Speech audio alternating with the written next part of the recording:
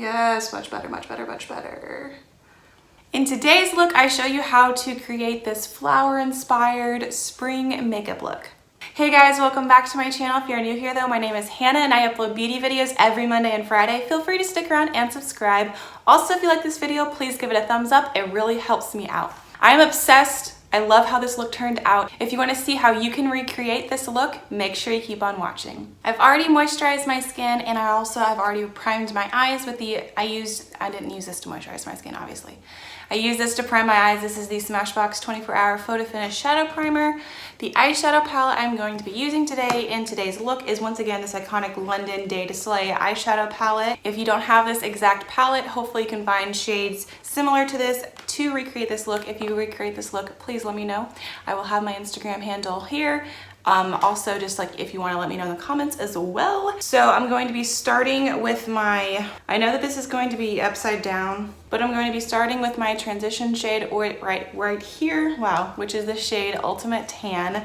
I was trying to think of a spring look, and whenever I think of spring, for some reason I think of like a sunset, kind of warm tones, which I've done at least a look like that. I feel like I've done other looks like that as well, and I might do a summer look like that, who knows. But today's look is going to be kind of pink and purpley, but wearable. Keep on watching, you know, wearable. Also, it's really warm sitting in front of this window. Not gonna lie, I mean, it's good for me to film today. Today's Monday, you know, go ahead and have my videos filmed for, you know, it's just a good start to the week. But also, part of the reason why I was wanting to film, just letting you know, is because this is about as tan as I get, and might as well utilize that and go ahead and film a video. I mean, there's nothing wrong with not being this tan, obviously.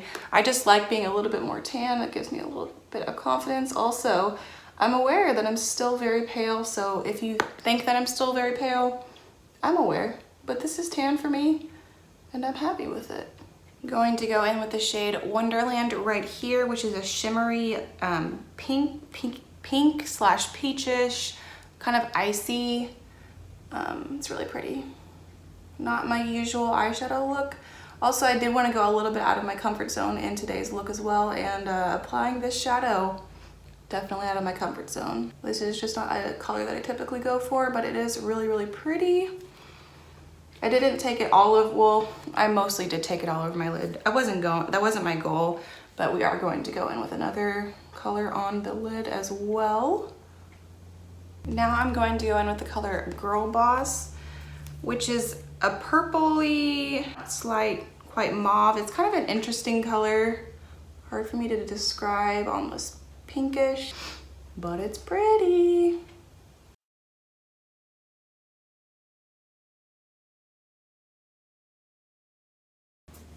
Go in with a little bit more of Wonderland.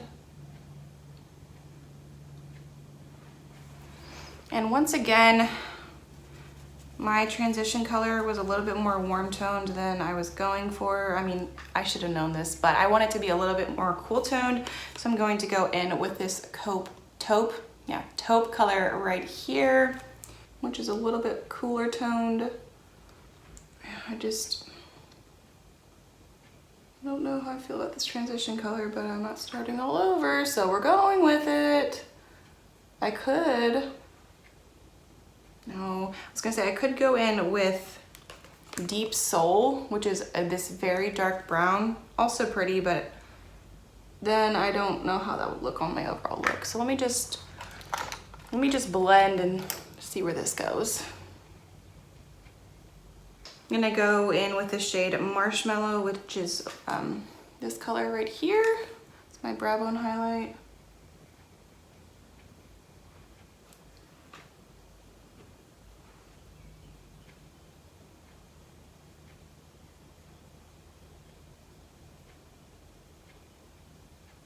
I know what I can do to save this look.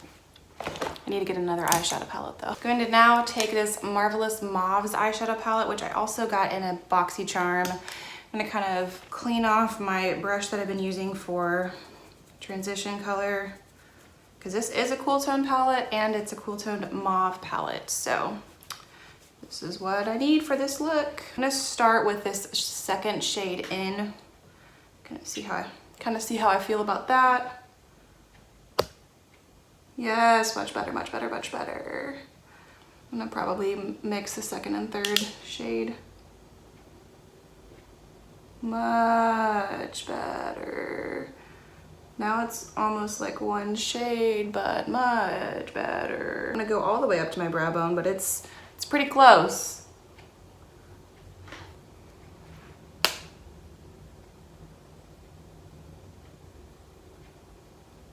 I need to tweeze my eyebrows some more.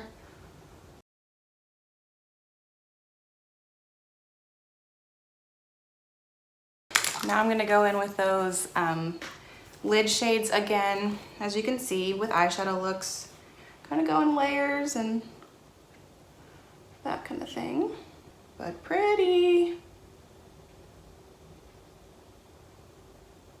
So since this isn't like a sunset kind of look, I meant to mention this earlier, but spring is my favorite season. I love the flowers blooming and stuff, so I guess the eyeshadow will kind of be a flower inspired look.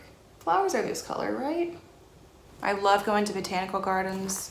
I love going to botanical gardens. If you haven't been to the Atlanta Botanical Garden, 10 out of 10 recommend. I went a couple years ago with one of my friends, and this isn't what we were talking about in this video, but I will include a picture or two because it's seriously so pretty. I have a sample of the Supergoop sunscreen that I'm going to use. It's like the mattifying one, so I'm going to use it as my sunscreen, but also as my primer today. But yeah, I definitely want to go back, you know, eventually to that botanical garden. So beautiful.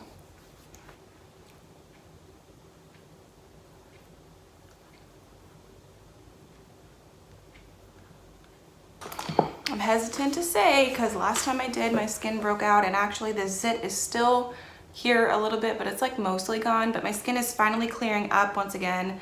This is the Dr. Brandt Needles No More Eye Puffing Gel. So you could go with like a BB cream or something lighter weight if you wanted, but I'm wanting the full coverage look. So that is what we're going with. Once again, I'm going to be using the Urban Decay Stay Naked foundation. I'm going to mix the shade 20NN and 30NN.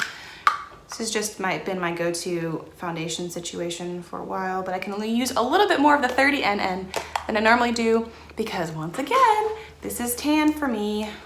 Just mixing them on the back of my hand.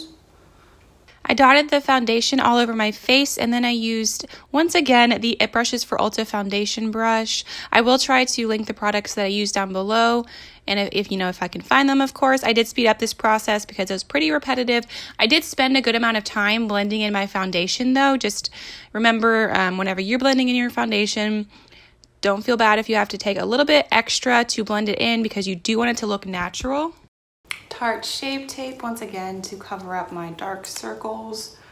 No surprise. I used a small brush to blend in that Tarte Shape Tape. This brush isn't as dense as the other one that I had been using for a couple years, but that one is not falling apart, but I kind of want to get a different brush to blend in my concealer, so I probably will do that at some point. But I do like using your brush to blend in my concealer. I think that it does a good job, a better job than using my fingers, just a personal preference.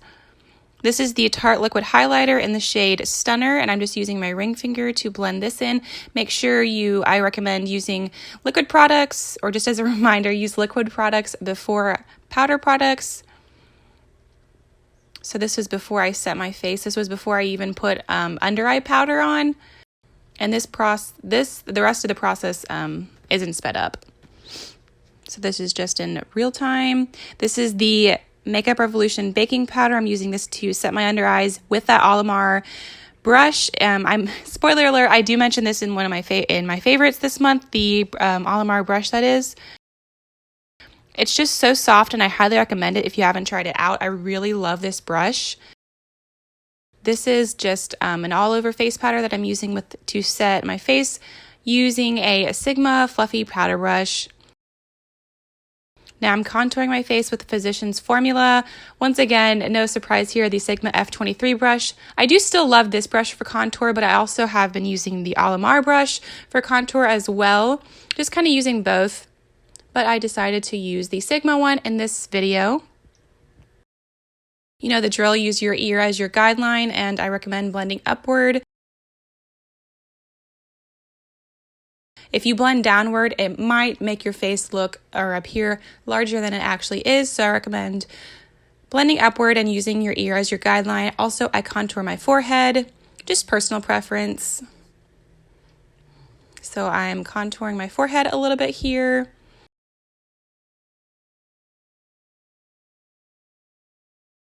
I did cut out some of the process of contour, but you know, just spend as long as you need, obviously. For blush, I also use the Alamar blush brush. I think that this one is specifically for blush. Surprise, surprise. I'm actually using a brush for what it says it's for. This is just a Tarte blush in the shade Party that I got a little sample of. So I'm just applying the blush on the apples of my cheeks. This is the Ofra highlight in the shade Star Island with the Sigma brush. Once again, I love this highlight combination, the Tarte liquid highlight in combination with the Ofra highlight in Star Island.